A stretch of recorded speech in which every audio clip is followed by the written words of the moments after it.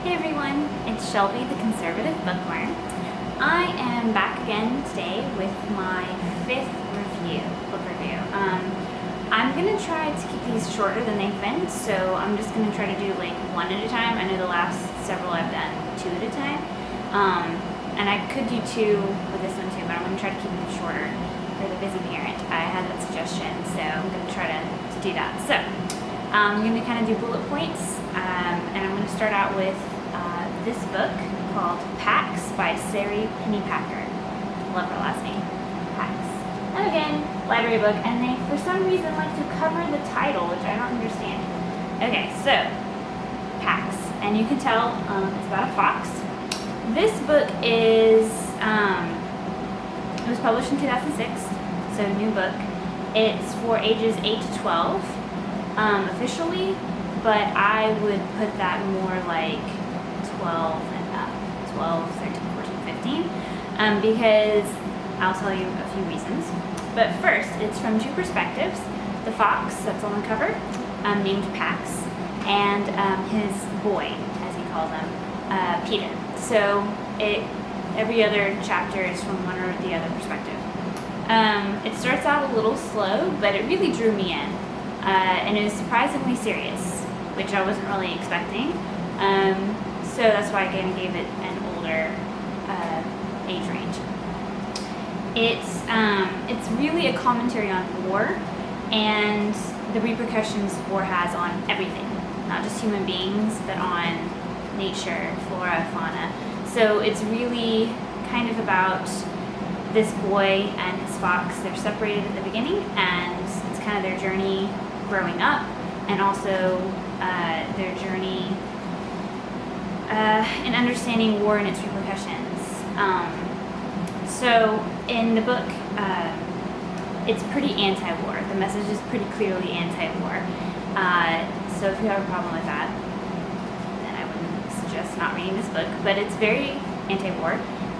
Pax and the foxes he encounters, that is the fox Pax, they call soldiers war sick and basically compare it to having rabies. So if you have a problem with that, again, I wouldn't suggest this book. But if you're anti-war, then it's a good read. Or at least just thinking about the repercussions of war. So it is very, very much about the consequences of war and the cost of war. So the author purposefully avoids naming the country or the place or the cities, anything. There's no name for any place within the novel. And she starts out that way by starting a quote at the very beginning of the book. So it's like when you turn the page and you get to the first chapter on this side of the book, there's a quote, and I'm just going to read it. It says, "Just because it isn't happening here doesn't mean it isn't happening."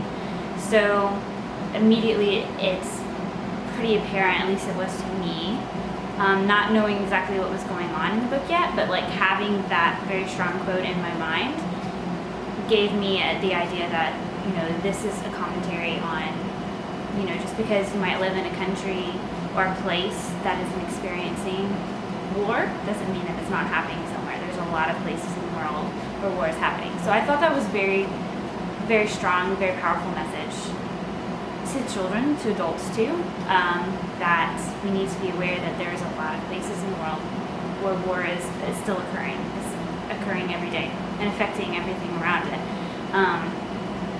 So the really red flags in the book, there's some violence, but it's really towards animals. So it's really, there's not soldiers fighting each other in the book. It's just soldiers lay some mines and some animals get hurt. So it's a little gruesome, but it's animals, so it's different. It's not like the same kind of gruesome, but it's still really heart-wrenching.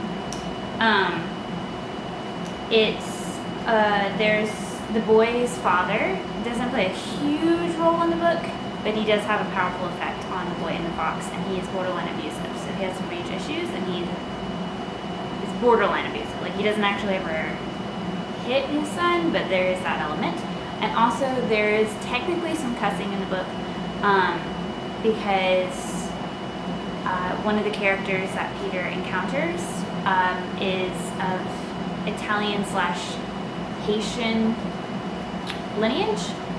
And the only reason I know that, she talks about Italy a little bit, but the reason I know that is because she says the word, and I don't know how to pronounce it, but it's Dyableman. And apparently, like, I looked it up because she uses it like a cuss word, but it's not an English cuss word. So I looked it up and it basically means D-A-M-N in English. So just keeping that in mind. She used this character it's a good character, but she does use that word, and Peter ends up kind of using that word too. So it's not an English cuss word, but that's what it means. So if you have a problem with that, then that's just another thing to be aware of. So again, good book. I enjoyed it. If those red flags that I found don't bother you, then you can recommend it to your child, especially if they like books from an animal perspective. And I like books that are from both animal and human perspective, so this one fit the bill in that way. It is very much anti-war again, about the cost of war. Very pro, like, life, like keeping, let's not hurt each other kind of thing. And it's just about how war hurts everything, not just humans. So, still try to keep this short, and it ended up being 6 minutes long, so I'm going to try better next time, but I end up trying to cover a lot of things. Anyway, hope this is helpful. Links below to my website. I'll post a blog with some links, if I can find any, hopefully, for this book, since it is pretty new. And also a link to Amazon, so you can look out for yourself, or look at your local library. Hopefully this has been helpful. Thanks, bye.